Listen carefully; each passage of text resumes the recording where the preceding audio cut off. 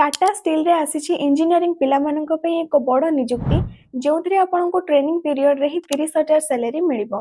Details रे कहबी प्रथम वीडियोटी को सेव करी निज सांग मानक सह शेयर करि नियंतु।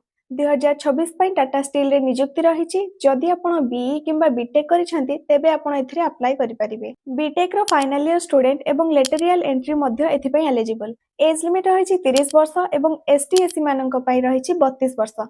सबु ट्रेड रे निजुक्ति रहिछि। डिटेल्स रे जानिबा पई odisha.jobnotice.in वेबसाइट विजिट करंतु। सैलरी ट्रेनिंग पीरियड रे 30,000 देन 65,000 पर मंथ रहिछि। एप्लीकेशन फी रहिछि 500 टंका। अप्लाई आपण ऑनलाइन माध्यम रे करि परिबे एवं अप्लाई रो लास्ट डेट रहिछि 9 मार्च। अप्लाई करिया पई प्रथमे गूगल रे सर्च करंतु odisha.jobnotice.in।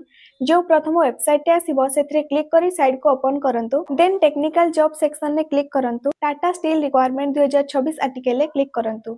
आर्टिकल तळकु गले आपण पीडीएफ एवं अप्लाई लिंक पाई परिबे। नोटिफिकेशन पीडीएफ एवं अप्लाई लिंक आम व्हाट्सएप एवं टेलीग्राम चैनल रे रहिछि।